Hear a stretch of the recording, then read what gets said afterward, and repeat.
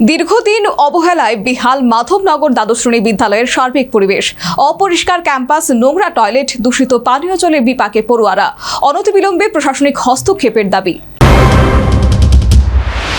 দক্ষিণ ত্রিপুরার পোয়াংবাড়ি আরডি ব্লকে মাধবনগর দ্বাদশ শ্রেণী বিদ্যালয়ের বেহাল অবস্থা ঘিরে তীব্র উদ্বেগ দেখা দিয়েছে। অভিযোগ, দীর্ঘদিন ধরে বিদ্যালয় চত্বর অপরিষ্কার অবস্থায় পড়ে রয়েছে। সীমানা প্রাচীর না থাকায় বহিরাগতরা ক্লাসরুমে গরু ছাগল বেঁধে রাখছেন এবং শৌচাগার নোংরা করছেন।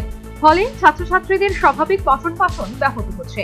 সামান্য বৃষ্টিতে শ্রেণীকক্ষে জল ঢুকে দুর্ভোগ বাড়ছে। খুদে পড়ুয়াদের বক্তব্যেই উঠে এলো এই অভিযোগ। সমস্যা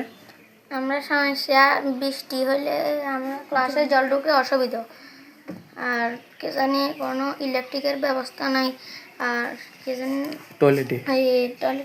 টয়লেটও বাইরে মানুষের টয়লেট যাবে, আর ক্লাসে বাইরে মানুষের টয়লেট নোংরা করে রাখে, তোমরা অসুবিধা। হ্যাঁ, আর কে জানি 3-4 এক লগে বললে ক্লাসে হইলে অন্য ক্লাস হইতে পারে না, আর মানে বইতে কষ্ট 3-4 এক ক্লাসে কষ্ট বইতে, আর এমনি অসুবিধা কারণে বৃষ্টি হলে জল ঢুকে। বিদ্যালয়ে পানীয় জলের ট্যাঙ্ক দীর্ঘদিন পরিষ্কার না হওয়ায় দূষিত জলই পান করতে বাধ্য হচ্ছেন পড়ুয়ারা। এমনকি মিড ডে মিল রান্নাতেও সেই জল ব্যবহারের অভিযোগ উঠেছে। সাধারণ শিক্ষকের কক্ষে দরজা ভাঙা সহ অন্যান্য সমস্যার কথা তুলে ধরেন স্বয়ং সংশ্লিষ্ট প্রধান শিক্ষক। স্কুলে মূলত বর্ষা হইলে জল ঢোকে, অতিরিক্ত বর্ষা যখন হয় তখন বাইরে থেকে জলটা মাঠের উপর দিয়ে স্কুলে ঘরে বা মিড ডে মিল যেখানে রান্না হয় এখানে জলটা ঢোকে। আর কিছু কিছু জায়গা আছে যেমন টিনটা ভাঙা, ঘরটা একটু দুর্বল, অনেক বছর আগে পুরানো ঘর তো, ঘরটা দুর্বল, যে কোনো সময়ে স্টুডেন্টের বা বাচ্চাদের উপর এটা ভাঙিয়ে হইতে পারে। এটা একটু রিস্ক। যেমন আমার এই ঘরটার মধ্যেও 2-1 ফাঁকা ফুটে একটু জল টল পড়ে। আবার এই দরজাটাও কিন্তু একটা আছে, এমনভাবে আছে এটা দরজাটা খোলা যায় না, একটা সাইড একটা পার্ট কিন্তু একদম লাগানো ফিক্সড, এইভাবেই থাকে, খোলা থাকে, শুধু একটা পার্ট লাগানো যায়। যদি ঠিকভাবে সুন্দরভাবে যদি এটা করা যায় তাহলে মানে বাচ্চাটির সঠিকভাবে শিক্ষাটা দেওয়া যায়। বাচ্চাটা বর্ষাকালে আমরা বলতে পারি না, অনেক সময় জল বৃষ্টি, অতিরিক্ত বৃষ্টি অসুবিধা হয়।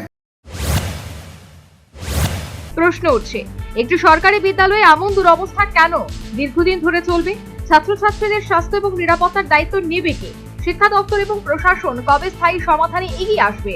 অভিভাবক এবং স্থানীয়দের দাবি, অবিলম্বে বিদ্যালয়ের পরিকাঠামোগত সংস্কার, সীমানা প্রাচীর নির্মাণ, বিশুদ্ধ পানীয় জলের ব্যবস্থা এবং পরিষ্কার পরিচ্ছন্ন পরিবেশ নিশ্চিত করতে শিক্ষার উপযুক্ত পরিবেশ ফিরিয়ে আনুক প্রশাসন। Bureau report, news vanguard.